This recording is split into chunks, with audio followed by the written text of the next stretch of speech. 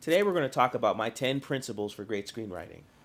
For me, screenwriting is kind of like a seduction, where you're trying to lure your audience in and persuade them to a certain point of view. You get them to like certain characters, and you get them to sympathize with your perspective. Storytelling is like a trance. It goes back to the ancient times when people would sit around campfires and tell stories. There's something about storytelling that mesmerizes us, that we get obsessed with. Something about hearing a great story that requires our entire concentration. We forget about everything else and become mesmerized with the narrative, with the situations, with the characters, almost as if what we're hearing is real. It's like a trance that lulls us to sleep, or a trance that lulls us into the perspective that the storyteller wants us to buy into. This can be a good thing, but this can also be a bad thing, depending on what it is the storyteller is trying to say. With these 10 principles, I'm going to teach you how the masters have woven their stories, their narratives, and hopefully you'll be able to do the same. Number 1, make your characters likable. The more likable your main character is, the more likable your story is. If you do a test and you write down your 5 favorite movie characters of all time, then you write down your 5 favorite movies of all time. Without fail, I guarantee you that there's going to be a tremendous overlap. Chances are your 5 favorite characters, maybe not all of them, but the majority of them are going to correlate with your 5 favorite films. Because essentially, what a film is doing is selling us a character. Therefore, it's essential that if you're going to make a great screenplay, a great film, you've got to center it around a great central character. The more engaging your protagonist is going to be, the more engaging your story is going to be. Number 2, give your story/script a strong rewatch or reread factor. The great stories are classics, not just because they're great stories, they're classics because they last. And why do they last? They last because they have a strong rewatch, reread value. The Sixth Sense is a great story, not only because it's entertaining the first time around, but because there's an element within it that gives it new meaning when you watch it a second time. My favorite film is The Empire Strikes Back. I've watched The Empire Strikes Back probably 300 times. There's something about that film that's so strong for me that no matter how many times I watch it, I never lose my fascination with the worlds that are painted in that story, which I essentially divide into 3 parts. The Hoth part, the Dagobah training part, and then the Bespin Cloud City part. But that story is so fascinating for me, it's so mesmerizing for me, that I never lose interest in rewatching it. You want to make sure that your story has a strong rewatch value. Some people give twist endings. This has an opportunity to give your story a rewatch factor. But you want to make sure that your twist ending is not a one-trick pony. You don't want to have a twist ending that upon a second viewing, it doesn't hold up. Try to tell a story that gains meaning the more times that it's seen. If your story is only going to have value one time around, chances are it's not a great story, and it certainly will never be considered a classic. Number 3, you want to have a surprise in every scene. Now, soap operas are usually associated with cheesy acting, extreme close-ups, etc., but the reason why soap operas are so compelling is because they put surprises in each scene. And that makes you want to continue to watch to figure out what's going on. Practically, you want to create cliffhangers where you create a conflict, but then you don't resolve the conflict in that scene. You create the conflict and you sort of leave the audience hanging. And then you don't resolve it until later on in your film. This makes people want to continue watching or continue reading. This is something that will work particularly well in your story. And if you don't do the cliffhanger in every scene, you should at least do it periodically. But a surprise, on the other hand, should be in every scene. What's the difference between a surprise and a cliffhanger? Well, a cliffhanger is a conflict that's established in a scene that doesn't get resolved until a later scene. A surprise, on the other hand, is an event that occurs in a scene that's unexpected.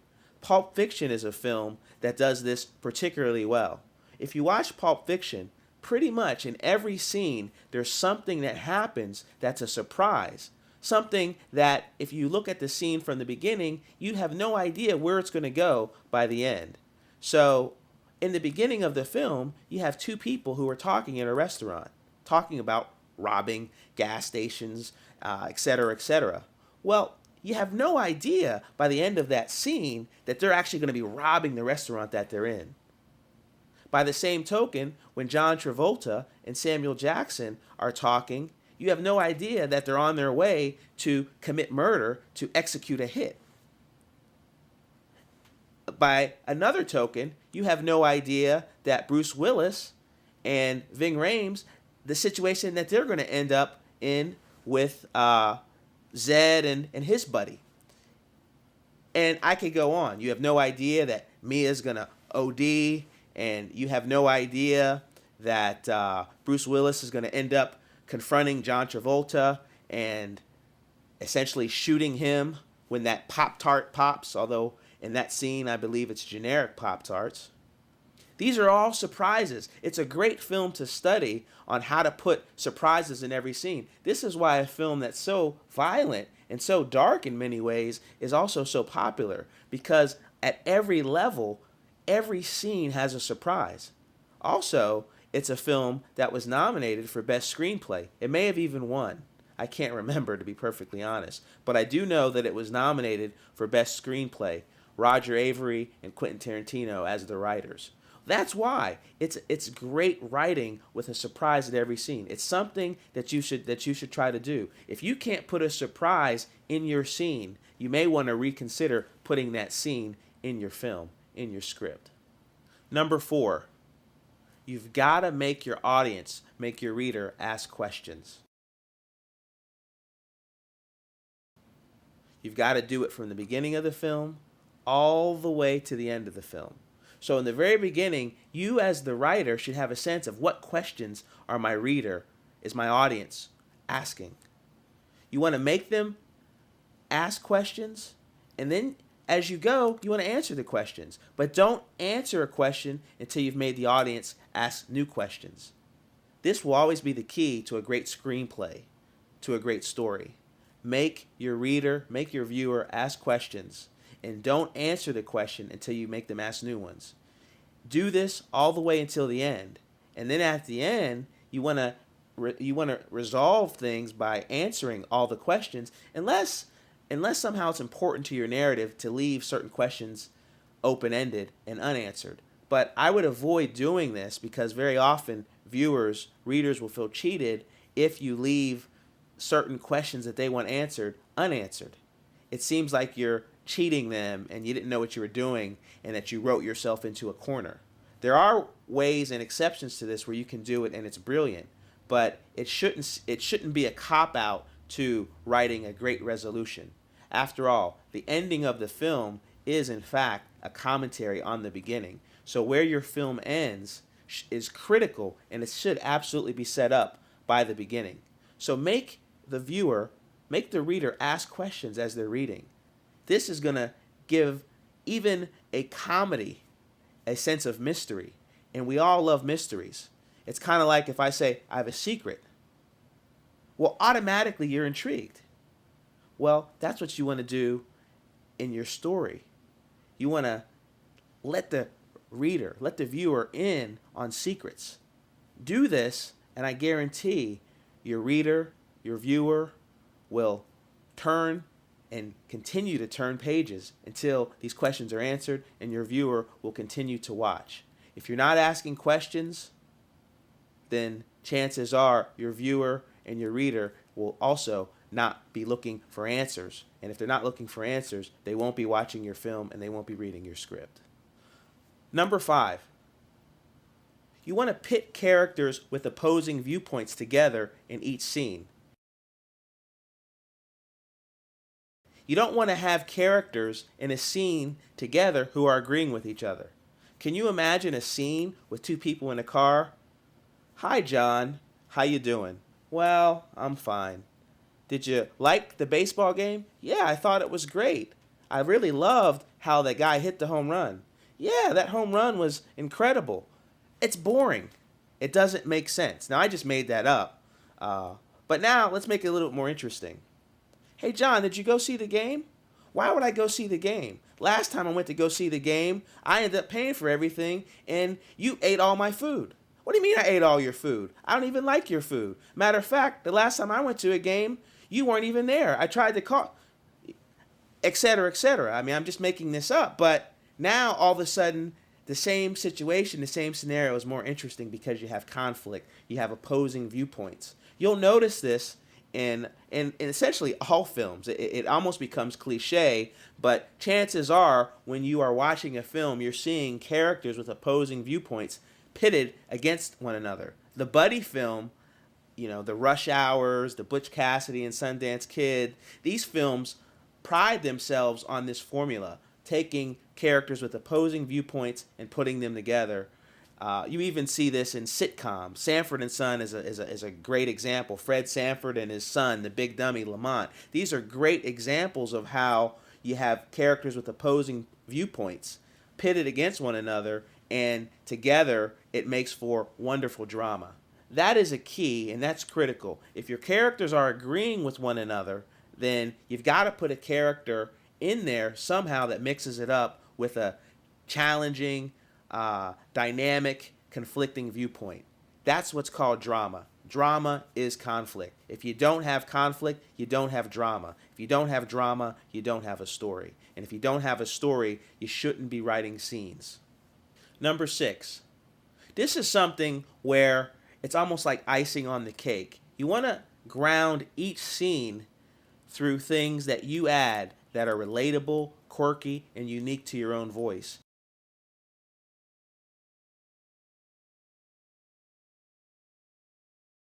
These are those little touches that go beyond cliche, that go beyond the work of an amateur, and that add just that special something, that special detail that separates you from an average writer and shows evidence of you being a great writer.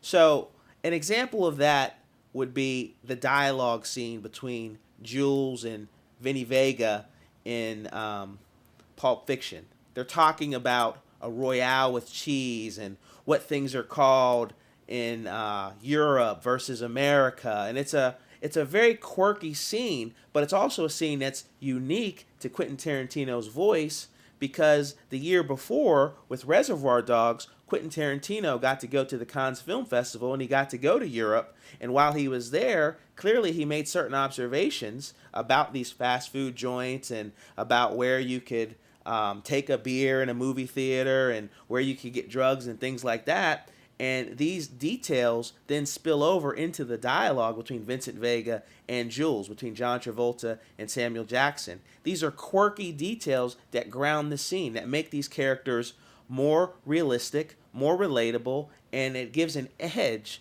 of believability and uniqueness to Tarantino's writing. That John Travolta and Samuel Jackson would both be nominated for Oscars for their performance is just another indicator that these subtle touches took Tarantino's writing of Pulp Fiction from being average to extraordinary. If you do these things in your own writing, add those little details that personalize it, that somehow put your own touch, whether it's a note about how a character dresses or a note about just those little things that you observe in your day-to-day life. It has to be something that only you can put in. It can't be something that you got from somebody else or something that you're copying. It has to be unique observations that you've made yourself. After all, this is your story, not somebody else's. So these things that I'm talking about are extra touches and details that only you could add because you have a unique perspective that no one else has. So these ways of grounding your scenes, these are going to be things that if you do it, it's going to appear one way, but if someone else did it, it's going to appear another way.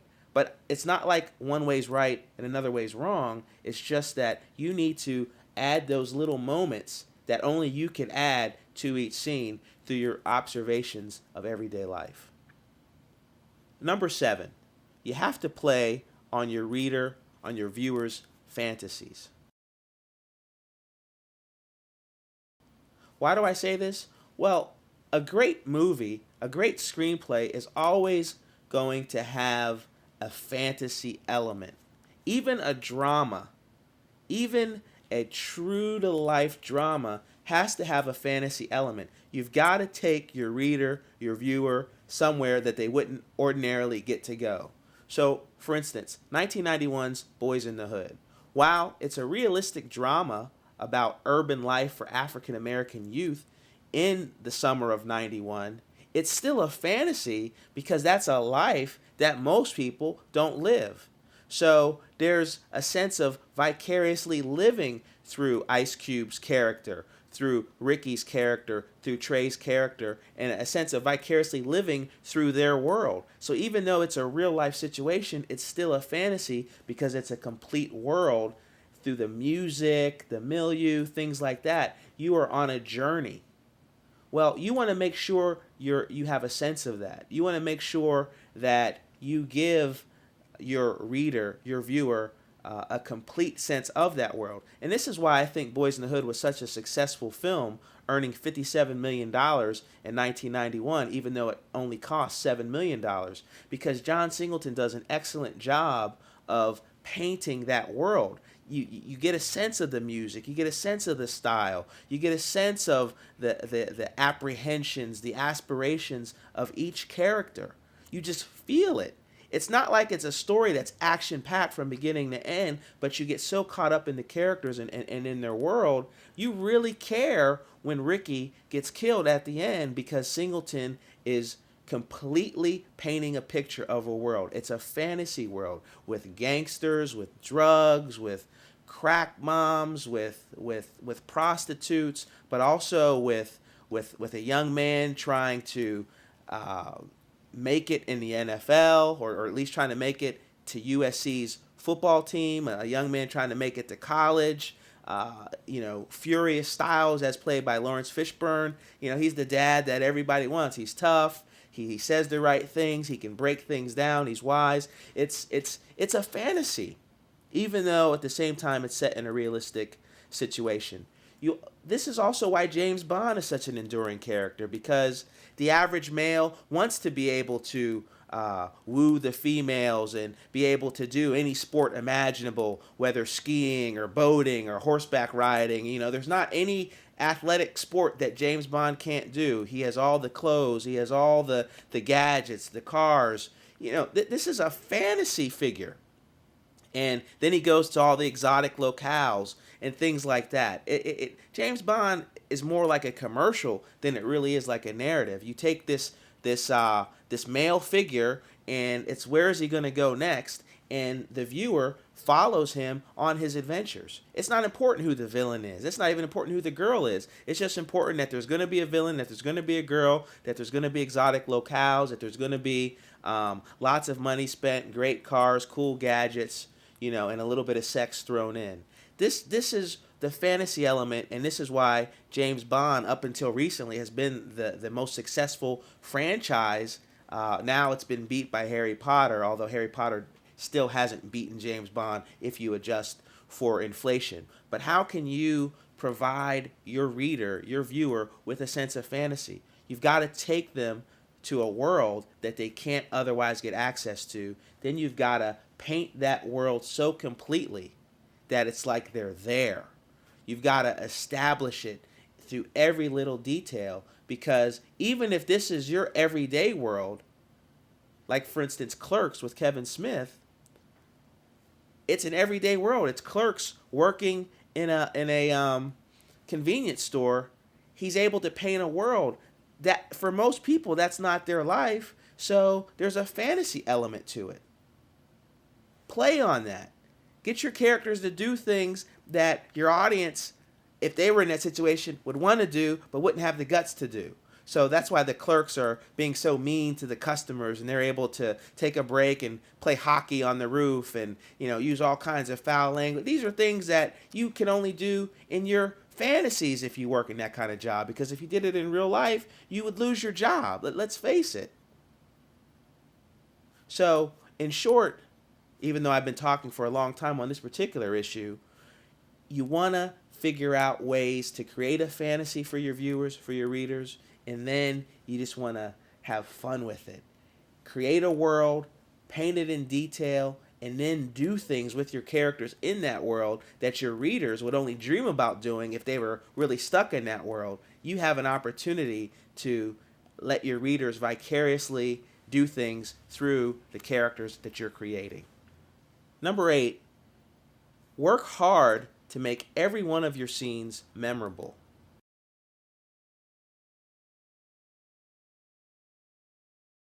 But I know this is going to be hard, but you got to work hard at it. Do your best to make every single scene in your film, in your script, memorable. But certainly, even if you can't make every scene memorable, you've got to make at least 4 scenes unforgettable.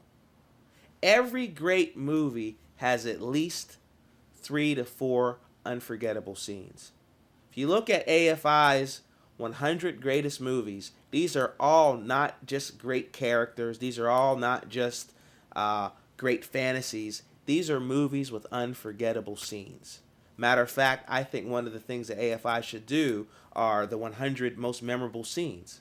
But anyway, think about great movies. The Godfather. You don't just think about The Godfather. You don't just think about Brando and Pacino, although you think about these things. You think about The Horse's Head. You think about Sonny getting shot at the toll booth.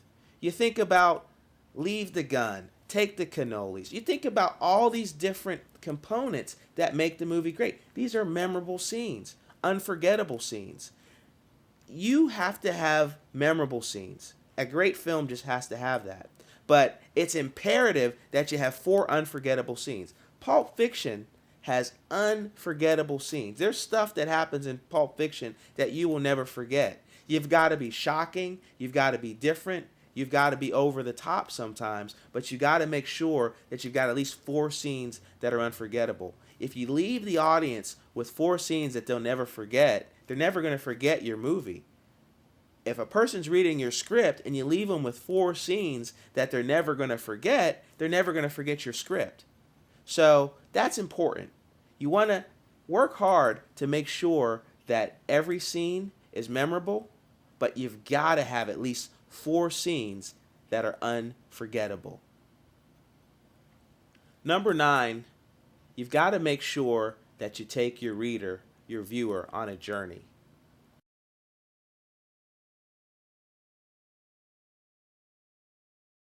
One thing I love in a film is where by the end I feel like I've gone on a journey. I'm going to latch on to that protagonist, to that main character, and go on a journey. I love that. And I absolutely love a film that takes me to a place that's unexpected.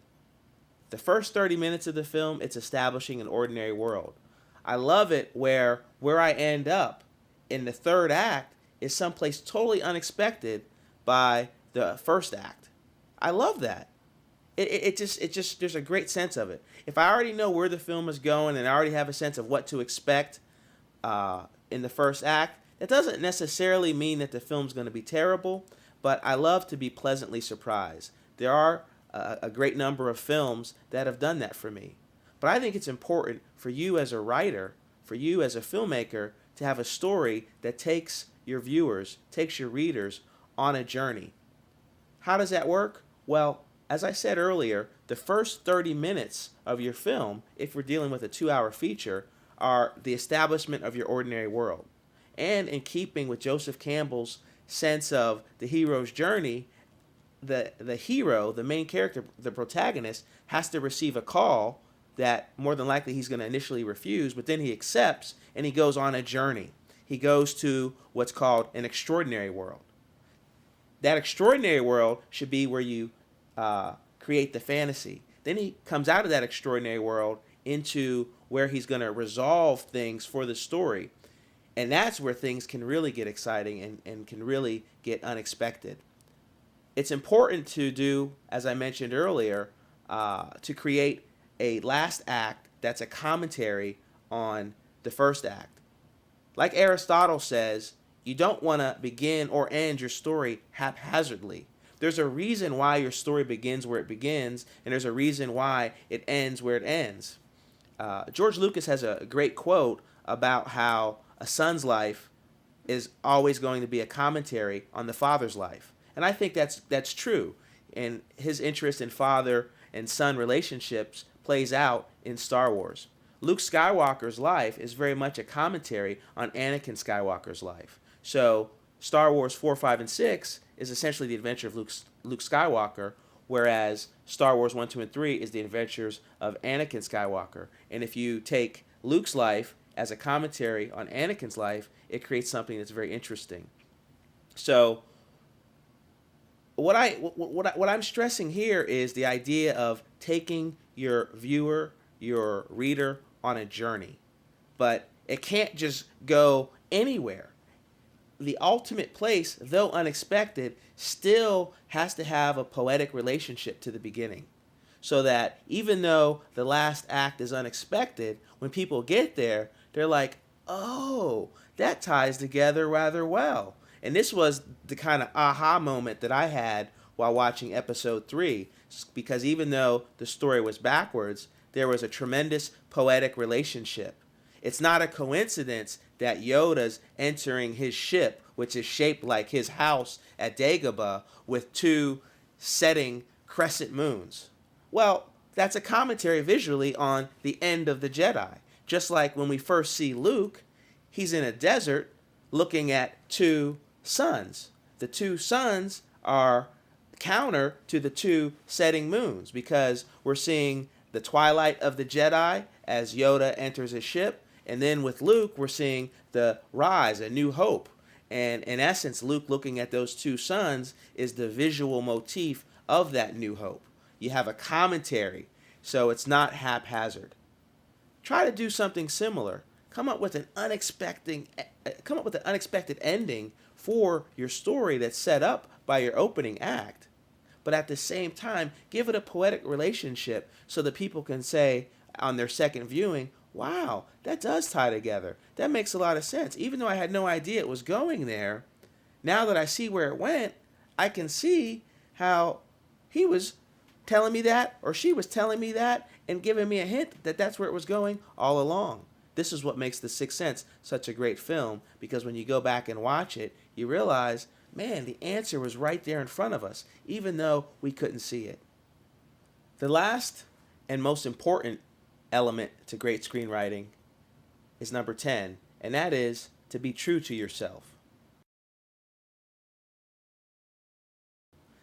There's an old saying which says, write what you know. Well, that's a little tricky. Does that mean write only what you know about? So if you're not an astronaut, you should never write about astronauts, or if you're not a drug dealer, you should never write about drug dealers, or if you're not a minister, you should never write about church. I think that you can't look at it that way, because part of storytelling is using your imagination. I would rather say be true to yourself, meaning write a story that only you can tell. Share a perspective that only you can share. Don't try to share someone else's perspective. Don't try to write like Lucas, or try to write like Tarantino, or try to write like M. Night Shyamalan, or try to write like John Singleton. These are all filmmakers, writers who I admire in one way or another, and all who I've imitated in one way or another, but all who ultimately I've had to abandon to some degree in order to come to grips and to come to accept my own voice. The last most important thing you should do is be true to yourself. Share a story from your perspective. You've got to take your viewers your readers to a unique place that only you can take them. If one person tells the story of being an American, it's going to be different from another American's story of being an American.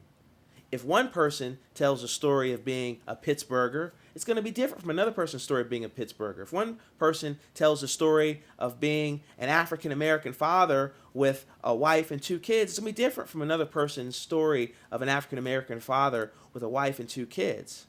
Essentially, I'm sharing my own situation. You've got to put your spin on it, your twist on it. You've got to do that. You've got to make sure that your story is essentially loaded with your personality, your perspective. Now, some people will disagree with me because there's a big debate in film studies now about auteur theory and that a film doesn't really reflect a filmmaker's personality, etc., etc. And in my opinion, this was really all just an argument that enabled filmmakers to not have to take responsibility for the work they created, because if viewers were going to constantly be perusing their work to get clues into their personality, it made filmmakers self-conscious. The bottom line is you're not going to spend 6 months, a year on a work of art if it doesn't interest you somehow, if it doesn't appeal to your personality somehow. There's going to be things that you're not going to do because they don't agree with your sensibilities. Therefore, it stands to reason that the things that you are doing somehow appeal to your sensibilities in some way, shape, or form. So, since that's going to be the case, go all out. Make sure that you're choosing stories, that you're choosing narratives, that you're creating characters and letting viewers and readers in on worlds that are reflective of sensibilities that you ultimately want to disseminate to the world and give the world access to.